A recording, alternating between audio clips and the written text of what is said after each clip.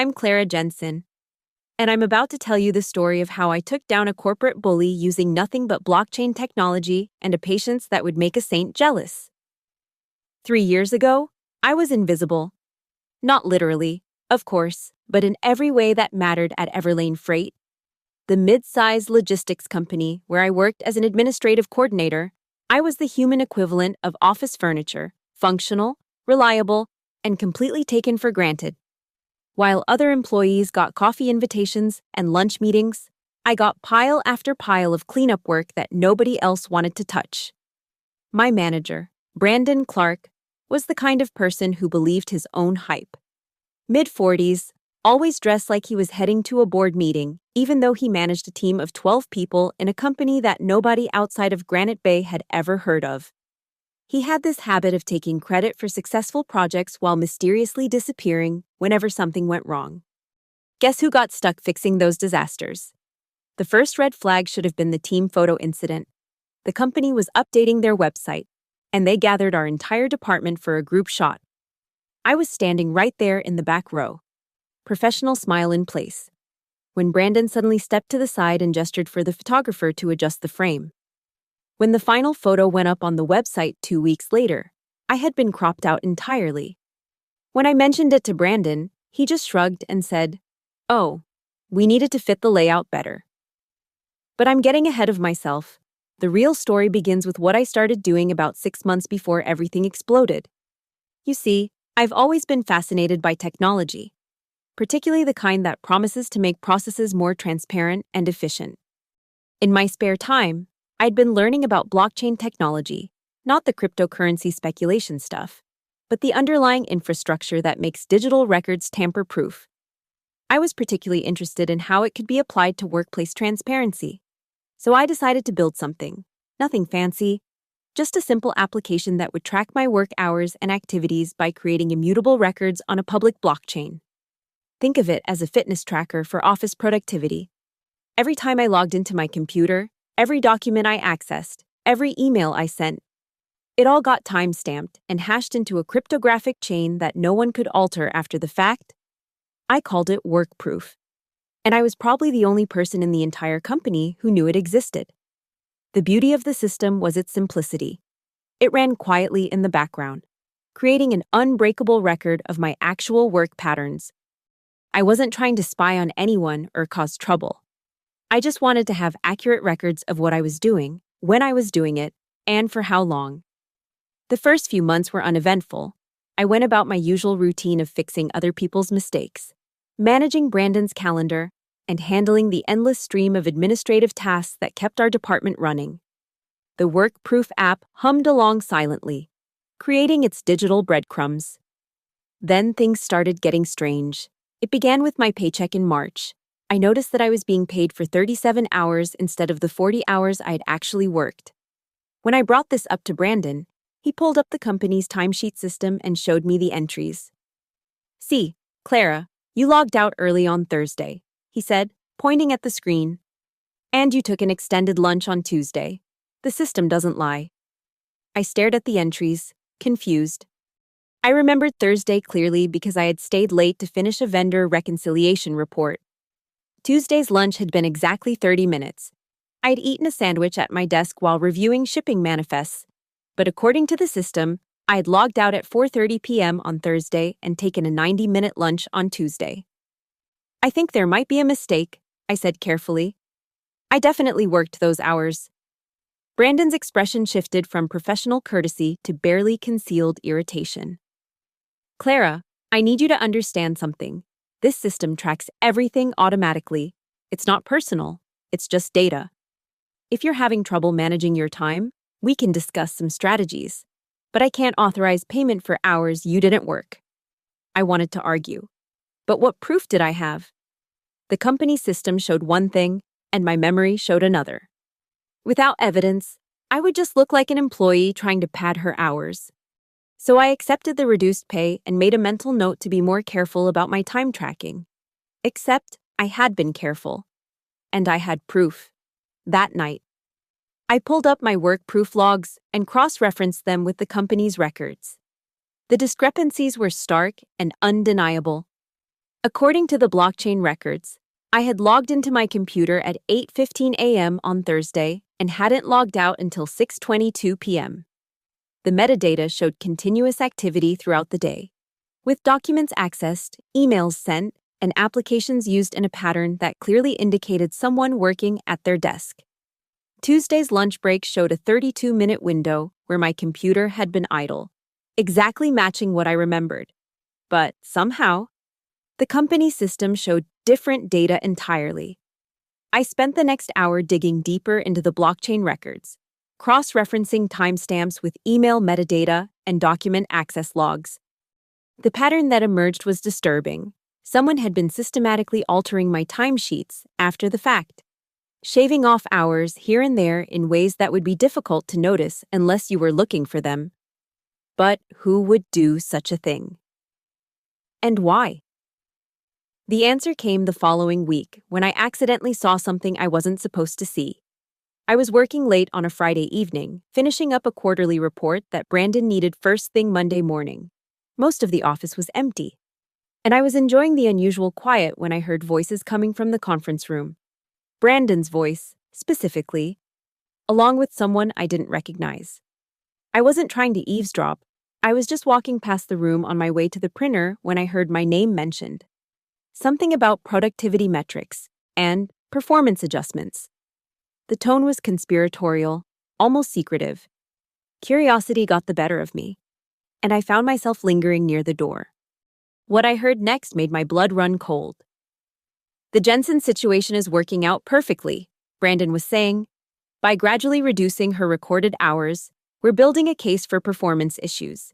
It's much cleaner than a straight termination. No wrongful dismissal concerns, no unemployment complications." The other voice, which I now recognized as Marcus Webb from HR, responded with what sounded like reluctant agreement. "I'm still not comfortable with this, Brandon. If she figures out what we're doing, she won't." Brandon cut him off. "She's too trusting, too focused on just doing her job. Besides, who's going to believe her over the official records? We control the system." I stood frozen in the hallway, my mind racing. They were deliberately sabotaging my timesheet records to build a case for firing me. All those missing hours, all those discrepancies, it wasn't system errors or my own mistakes. It was a systematic campaign to make me look incompetent and unreliable. But they were wrong about one thing. I wasn't as helpless as they thought. Over the next few weeks, I became a woman on a mission. I continued my regular work duties while secretly documenting everything. Every altered timesheet, every suspicious discrepancy, every piece of evidence that pointed to systematic manipulation of my employment records. My work-proof app was creating an unalterable digital trail, while I simultaneously gathered supporting evidence from email timestamps, network logs, and document access records. The really damning evidence came when I started looking into the technical side of how the alterations were being made. Our company's timekeeping system was supposed to be secure, but like many corporate systems, it had administrative backdoors for legitimate adjustments.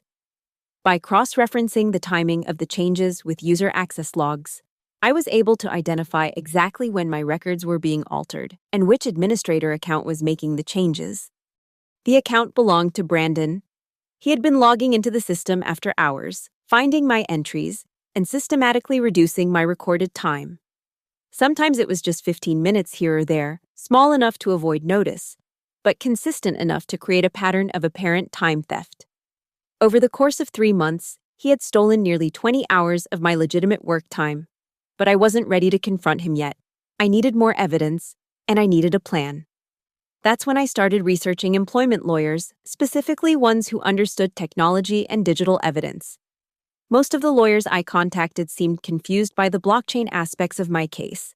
But then I found Dylan Ford. Dylan was different. He was young, maybe early 30s. With a background in both law and computer science, his office was in one of those shared workspace environments downtown, the kind of place where startups and freelancers rent desks by the month. When I called to schedule a consultation, he immediately perked up when I mentioned blockchain evidence. "That's fascinating," he said during our first meeting. "So you have immutable records of your actual work patterns.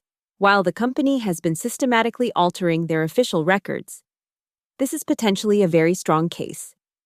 I laid out everything I had discovered, the pattern of timesheet alterations, the evidence linking them to Brandon's administrator account, the recordings of conversations I had overheard, and most importantly, the blockchain records that proved my actual work hours. Dylan studied the evidence for nearly an hour, occasionally asking technical questions about how the blockchain hashing worked and whether the timestamps could be verified independently. Finally, he leaned back in his chair and smiled. Clara, this is the kind of case that makes lawyers dream about technological justice. Your evidence is not just comprehensive, it's cryptographically verified. They can't claim your records are unreliable or fabricated because the blockchain infrastructure makes that impossible. So what's our next step? I asked. First, we need to protect you from retaliation. They're clearly building a case to fire you. And we need to be prepared for that. Second, we need to gather additional evidence about the systematic nature of this fraud. And third, we need to think about what outcome you want. Are you looking for reinstatement, compensation, or something else entirely? I thought about Brandon's smug face, his casual dismissal of my concerns, his willingness to destroy my career for whatever twisted satisfaction he got from the exercise. I want him to face consequences for what he's done. Real consequences. Dylan nodded. Then we're going to need to think bigger than just an employment dispute. What we're looking at here is systematic fraud, potentially affecting multiple employees. This could be a much larger case than just your individual situation. That conversation happened on a Wednesday. By Friday, Brandon had made his move. I was called into an HR meeting first thing Friday morning. Brandon was there, along with Marcus Webb and the company's general counsel, a stern-looking woman named Patricia Vance, whom I had never met before. The conference room felt oppressive, with its generic corporate art and the smell of stale coffee. Clara, we need to discuss some concerns about your work performance, Marcus began, his voice carefully neutral. Over the past several months, we've noticed some irregularities in your time reporting. Brandon leaned forward, his expression a perfect mask of professional concern. We've been tracking your hours carefully, and there seems to be a pattern of, let's call it optimistic time recording. Logging hours that don't match your actual presence in the office. Patricia Vance slid a folder across the table. These are copies of your timesheet entries for the past 3 months, along with corresponding data from our security system, network logs, and manager observations. The discrepancies are quite significant. I opened the folder, already knowing what I would find.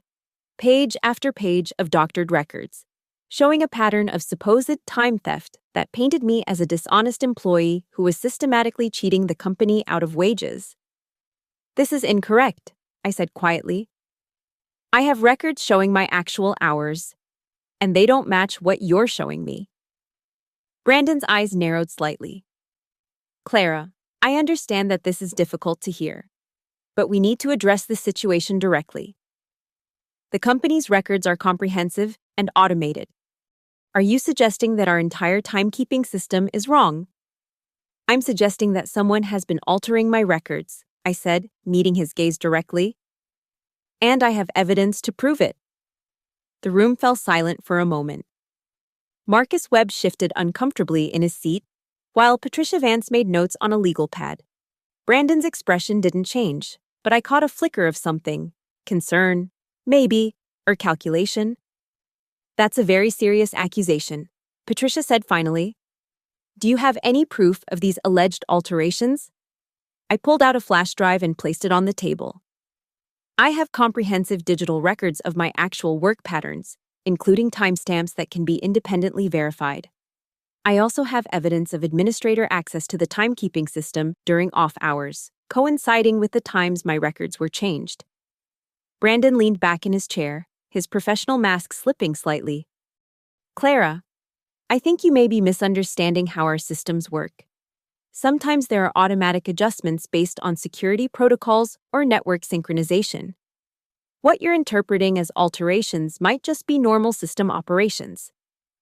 Then you won't mind if we have an independent IT audit of the system, I said. to verify that all the changes were legitimate and automatic. The silence stretched uncomfortably. Marcus Webb was now visibly sweating, and Patricia Vance had stopped taking notes to study Brandon's face. Finally, Brandon spoke.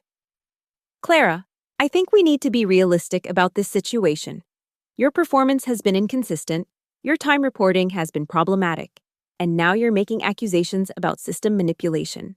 This isn't the kind of conversation that leads to positive outcomes. Are you firing me? I asked. We're placing you on administrative leave pending a full investigation. Patricia said. During this time, you'll need to return your access card, company laptop, and any other company property. We'll be conducting a thorough review of your allegations. But I want to be clear that making false accusations against company management is grounds for immediate termination. I stood up and placed my access card on the table. I understand, and I want to be clear that I'll be pursuing this matter through appropriate legal channels. You should expect to hear from my attorney. Brandon's mask finally slipped completely. Clara, you're making a mistake. This company has resources you can't imagine. Whatever you think you can prove, we have lawyers who specialize in making problems like this go away. I picked up my flash drive and headed for the door. We'll see about that. The next few weeks were some of the darkest of my life. Word had somehow gotten out that I was involved in an HR situation at Everlane Freight, and the job market in Granite Bay was small enough that rumors traveled fast. I applied for dozens of positions, but somehow potential employers kept hearing vague stories about time theft and performance issues. My savings account dwindled as I tried to keep up with rent and basic expenses. I had to cancel my gym membership, start buying generic groceries, and seriously consider whether I could afford to keep my apartment. The stress was crushing, but it was also clarifying. I had nothing left to lose, which meant I could focus entirely on fighting back. Dylan had been working on the case with an intensity that bordered on obsession. He filed formal complaints with the Department of Labor, the Equal Employment Opportunity Commission, and the State Attorney General's office. He also reached out to a computer forensics expert who specialized in blockchain evidence, a sharp woman named Janet Kim who had worked on several high-profile cases involving cryptocurrency fraud. The beauty of blockchain evidence, Janet explained during one of our strategy sessions, is that it's mathematically impossible to alter after the fact. Even if someone had access to your computer, they couldn't change the timestamps or the cryptographic hashes that prove when each record was created.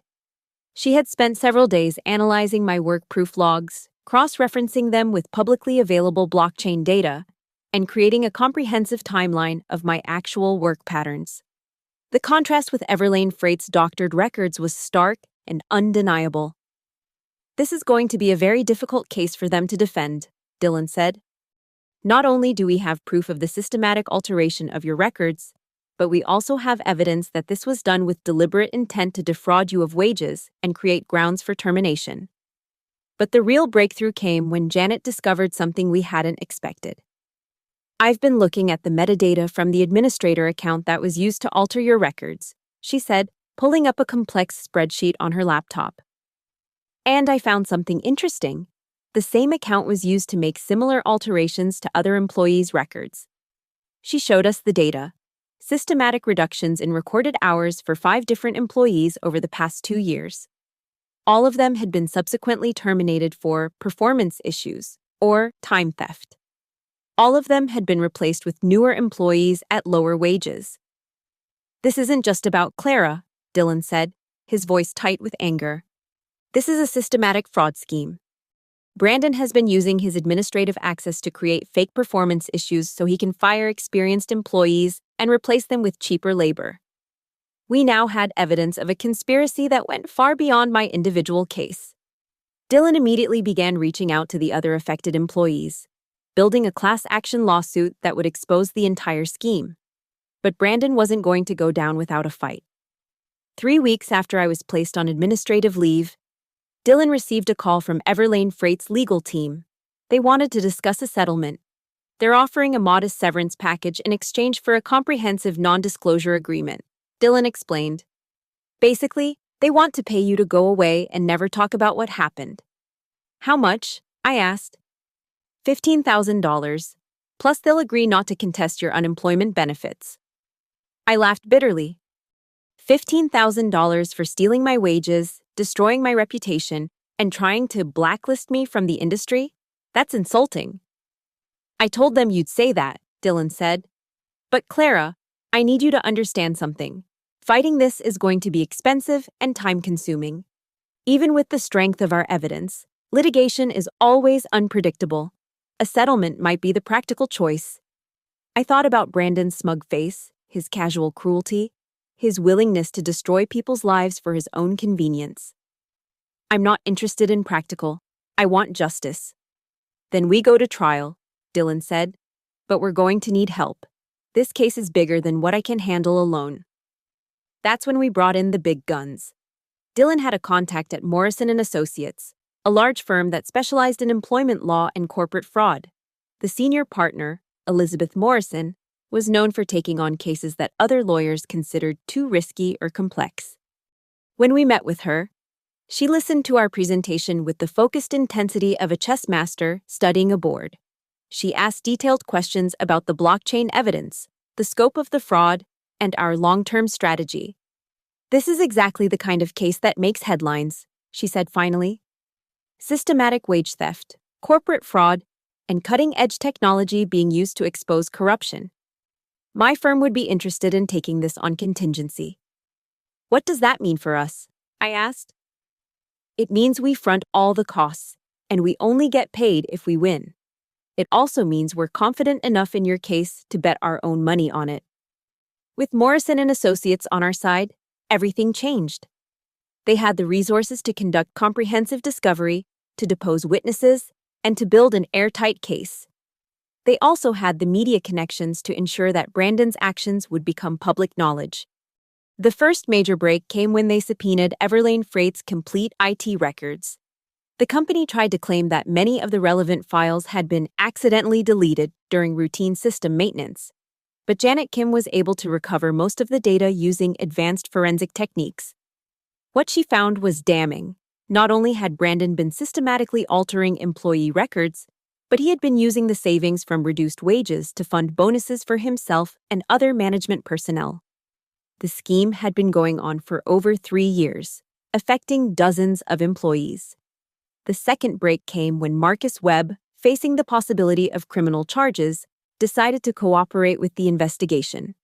He provided detailed testimony about how Brandon had pressured him to participate in the scheme, along with recordings of conversations where Brandon had explicitly discussed targeting specific employees for termination. He told me it was about improving efficiency. Marcus testified during his deposition, but it was really about the numbers. Every dollar we saved on wages was a dollar that went into the management bonus pool. As the case built momentum, local media began picking up the story. The Granite Bay Tribune ran a series of articles about blockchain justice and high-tech solutions to workplace fraud. A popular technology blog wrote about WorkProof as an innovative approach to employment transparency. Brandon tried to control the narrative by giving interviews claiming that I was a disgruntled former employee who had fabricated evidence using cryptocurrency trickery. But every time he made these claims, Dylan would release more evidence showing the systematic nature of the fraud. The breaking point came when the state attorney general's office announced that they were launching a criminal investigation into Everlane Freight's payroll practices. Suddenly, this wasn't just a civil employment dispute, it was a criminal case involving wage theft and corporate fraud. Brandon hired his own high-powered legal team, but they were fighting an uphill battle. The blockchain evidence was irrefutable, the pattern of fraud was clear, and the testimony from other employees painted a picture of systematic abuse. The trial began on a cold Monday morning in November. The courthouse was packed with reporters, former Everlane Freight employees, and technology enthusiasts who wanted to see blockchain evidence used in a major legal case. I wore my best suit, the same one I'd worn to job interviews during those dark weeks after my termination. As I walked into the courthouse, I caught sight of Brandon for the first time since that meeting in the HR conference room. He looked older, more haggard, with the pallor of someone who hadn't been sleeping well. Our eyes met for just a moment. He quickly looked away. The trial lasted 3 weeks. Dylan and the Morrison and Associates team methodically presented our evidence, the blockchain records, the IT forensics, the testimony from other affected employees, and the recordings of Brandon's conversations with HR.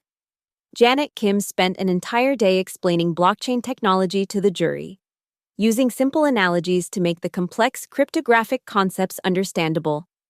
She compared it to a digital notary that could never be bribed or corrupted, creating permanent records that couldn't be altered even by someone with administrative access.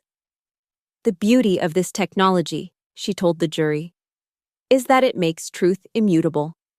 Once something is recorded on the blockchain, it becomes a permanent part of the digital record. Mr. Clark could delete files, alter databases, and manipulate company records, but he couldn't change the blockchain. Brandon's defense team tried to attack the reliability of the technology, bringing in their own expert witnesses who claimed that blockchain records could be manipulated or fabricated, but their arguments fell apart under cross-examination when they couldn't explain how such manipulation would be technically possible. The most dramatic moment came when Brandon himself took the stand. His lawyers had advised against it, but he insisted that he needed to tell his side of the story. Under direct examination, he maintained his innocence. He claimed that any alterations to employee records were legitimate adjustments based on security protocols and manager observations. He painted himself as a dedicated company employee who was being unfairly targeted by a disgruntled former worker. But Dylan's cross-examination was devastating. Mr. Clark, you testified that you had no knowledge of Ms. Jensen's work proof application. Is that correct? That's correct. Dylan pulled out a printed email and handed it to him. This is an email from your company account, dated March 15th, responding to a query from Ms. Jensen about installing software on her work computer. In it, you write, "The productivity tracking app sounds interesting. Go ahead and install it." Do you recognize this email? Brandon's face went pale as he read the document. I might have approved some kind of software installation, but I don't remember the details. So you did know about the work-proof application? I may have approved it, but I didn't understand what it was for. Dylan pulled out another document. This is a technical specification document that Ms. Jensen sent to you along with her request. It clearly explains that the software would create blockchain-based records of work activities. You responded to that email saying, "Sounds like a good way to track productivity." Do you remember that response? Brandon's lawyer objected, but the judge overruled. Brandon sat in silence for a long moment, clearly realizing that his previous testimony had been contradicted by his own emails. I don't recall the specific details of those conversations, he said finally. Mr. Clark, let me ask you directly. Did you use your administrative access to alter Ms. Jensen's timesheet records? I made legitimate adjustments based on manager observations and security protocols. Show me the documentation of those manager observations. Another long pause. I don't have specific documentation. Show me the security protocols that would justify reducing an employee's recorded hours. I don't have those documents with me. Dylan spent the next hour systematically dismantling Brandon's explanations, showing how the pattern of alterations couldn't be explained by any legitimate business purpose. By the time the cross-examination was over, Brandon looked like a man who had been caught in a web of his own lies. The jury deliberated for less than 4 hours. When they returned, the foreman stood and read the verdict. In the matter of Jensen v. Everlane Freight and Clark, we find in favor of the plaintiff on all counts. We award damages in the amount of $847,000, consisting of back wages, punitive damages, and compensation for emotional distress. The courtroom erupted in applause. I felt a surge of vindication so intense it was almost overwhelming. Brandon sat frozen in his chair, his face a mask of shock and defeat. But the legal victory was only the beginning of his downfall. Within days of the verdict, Everlane Freight announced that Brandon had been terminated for cause. The company also settled the class action lawsuit brought by other affected employees for an undisclosed sum, though Dylan told me it was substantial. the state attorney general's office filed criminal charges against Brandon for wage theft and fraud. He eventually pleaded guilty to avoid a lengthy prison sentence, but the conviction meant that he was barred from working in any management position in the state. The financial impact was devastating. Brandon had leveraged his house to pay for his legal defense, and with the civil judgment against him, he was forced into bankruptcy. I drove past his neighborhood one day and saw the foreclosure notice on his front lawn. I didn't feel joy at his destruction, but I did feel satisfied. He had tried to destroy my life through systematic fraud, and now he was facing the consequences of his actions. Justice had been served, measured precisely, and delivered with mathematical certainty. The case made national headlines and sparked conversations about workplace transparency and the potential for blockchain technology to prevent employment fraud. Workproof became a case study in business schools and law schools, an example of how individuals could use technology to protect themselves from corporate abuse. Several companies reached out to me about developing similar systems for their employees. I ended up starting my own consulting firm, helping organizations implement transparent and tamper-proof systems for tracking work activities and compensation. But the most satisfying outcome was personal. I had proven that someone could fight back against systematic abuse, even when facing opponents with vastly superior resources. I had shown that truth, when properly documented and cryptographically secured, could overcome lies and manipulation. Brandon Clark had tried to erase me from the corporate world, to make me invisible and disposable. Instead, he had created his own nemesis, someone who would use his own actions to bring about his downfall. He had gambled that I would be too trusting, too passive, too intimidated to fight back. He had been wrong about everything. The blockchain records were still there, permanent and unchangeable, a digital monument to the truth. Every transaction, every timestamp, every piece of evidence was preserved in the cryptographic amber of distributed ledger technology. Future investigators, researchers, and legal scholars would be able to examine the case with perfect clarity, seeing exactly how the fraud had been perpetrated and how it had been exposed. In the end, Brandon Clark had been right about one thing: the system doesn't lie. He just hadn't realized that I had built my own system, one that he couldn't control or manipulate. And that system had told the truth with mathematical precision, bringing justice to those who had been wronged and consequences to those who had committed the crimes. The truth, as it turned out, was indeed immutable.